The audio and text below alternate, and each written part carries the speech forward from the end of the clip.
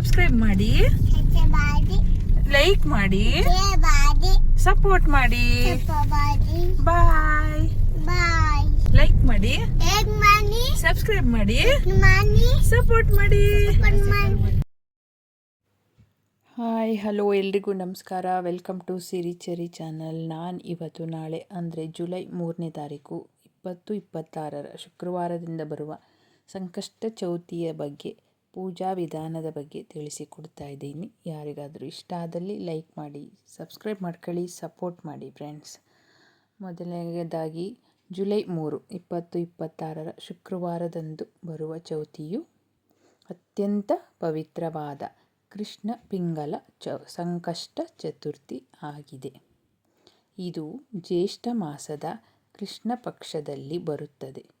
ಈ ದಿನ ವಿಘ್ನ ನಿವಾರಕನಾದ ಗಣೇಶನ ಕೃಷ್ಣ ಪಿಂಗಲ ರೂಪ ಮತ್ತು ಪೀಠವನ್ನು ಆರಾಧಿಸಲಾಗುತ್ತದೆ. ಚೌತಿಯ ಮುಖ್ಯ ಸಮಯ ಮತ್ತು ಮುಹೂರ್ತ. ಚತುರ್ಥಿ ತಿಥಿ ಆರಂಭ ಜುಲೈ 3, 2026 ಬೆಳಗ್ಗೆ 11:20.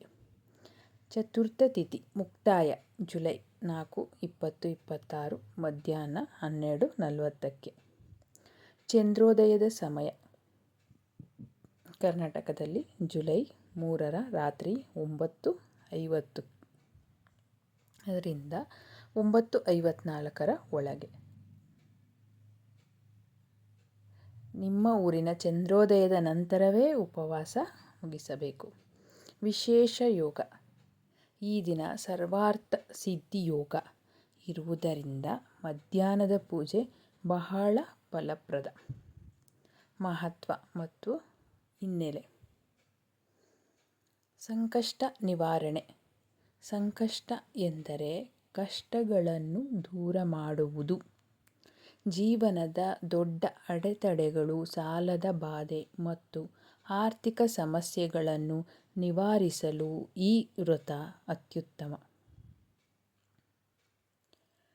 ಕೇತು ಗ್ರಹ ದೋಷಕ್ಕೆ ಪರಿಹಾರ.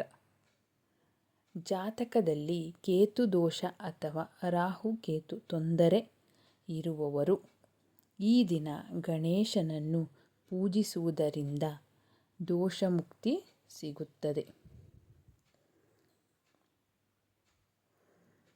ಇಷ್ಟಾರ್ಥ ಸಿದ್ಧಿ.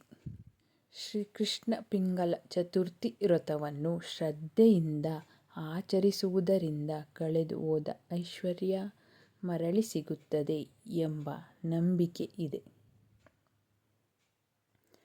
ಈಗ ಸಂಕಷ್ಟ ಚತುರ್ಥಿಯ ದಿನದ ಮಾಡಬೇಕಾದ ಕೆಲಸಗಳು ಯಾವುವೆಂದರೆ: ಕೆಂಪು ಅಥವಾ ಹಳದಿ ಬಟ್ಟೆ ಧರಿಸಿ.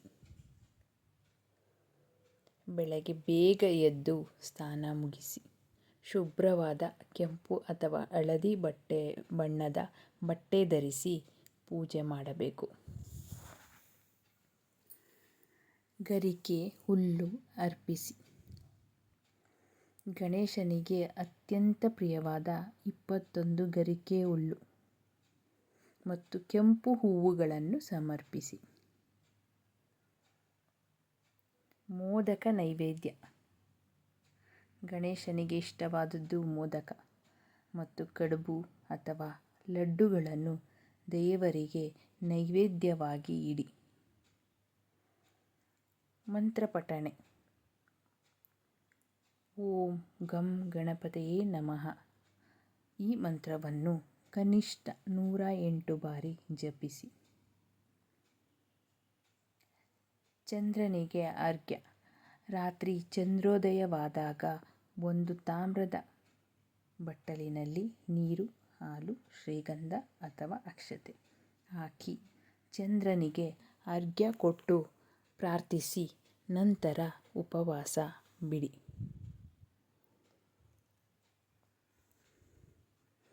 ಈಗ ಇಷ್ಟು ನಾನು ಹೇಳಿರೋದು ಏನೇನು ಮಾಡಬೇಕು ಅಂತ. ಇನ್ನು ನಾಳೆ ಜುಲೈ 3ರಂದು ಏನೇನು ಮಾಡಬಾರದ ಕೆಲಸಗಳು, ಯಾವ್ಯಾವ ಕೆಲಸಗಳು ನಾವು ಮಾಡಬಾರದು. ತುಳಸಿ ಬಳಸಬೇಡಿ. ಗಣೇಶನ ಪೂಜೆಯಲ್ಲಿ ಯಾವುದೇ ಕಾರಣಕ್ಕೂ ತುಳಸಿ ಎಲೆಗಳನ್ನು ಬಳಸಬಾರದು. ಇದು ನಿಷಿದ್ಧ. ತಾಮಸಿಕ ಆಹಾರ ಬೇಡ. ಈ ದಿನ ಮನೆಯಲ್ಲಿ ಮಾಂಸಾಹಾರ, ಮದ್ಯಪಾನ, ಈರುಳ್ಳಿ ಮತ್ತು ಬೆಳ್ಳುಳ್ಳಿಯನ್ನು ಕಡ್ಡಾಯವಾಗಿ ತ್ಯಜಿಸಬೇಕು. ಬೇಗ ಊಟ ಮಾಡಬೇಡಿ. ಚಂದ್ರದರ್ಶನವಾಗುವ ಮುನ್ನ ಅನ್ನದ ಆಹಾರವನ್ನು ಸೇವಿಸಬಾರದು. ಆರೋಗ್ಯ ಕೈಕೊಟ್ಟರೆ ಹಣ್ಣು ಹಾಲು ತಗೋಬಹುದು.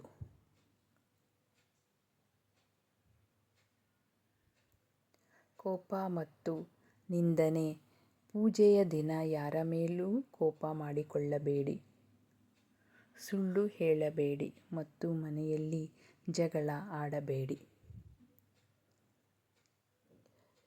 ಇಷ್ಟು ಸಂಕಷ್ಟ ಚತುರ್ಥಿಯ ದಿನ ಮಾಡಬೇಕಾದ ಕೆಲಸಗಳು, ಮಾಡಬಾರದ ಕೆಲಸಗಳನ್ನು ತಿಳಿಸಿಕೊಟ್ಟಿದ್ದೇನೆ. ಈ ವಿಡಿಯೋ ನಿಮಗೆ ಇಷ್ಟ ಆದಲ್ಲಿ ಲೈಕ್ ಮಾಡಿ, ಸಬ್ಸ್ಕ್ರೈಬ್ ಮಾಡಿ, ಸಪೋರ್ಟ್ ಮಾಡಿ ಫ್ರೆಂಡ್ಸ್. ಧನ್ಯವಾದಗಳು ಎಲ್ಲರಿಗೂ. ಸಂಕಷ್ಟ ಚತುರ್ಥಿ ಎಲ್ಲರಿಗೂ ಒಳ್ಳೆಯದು ಮಾಡಲಿ.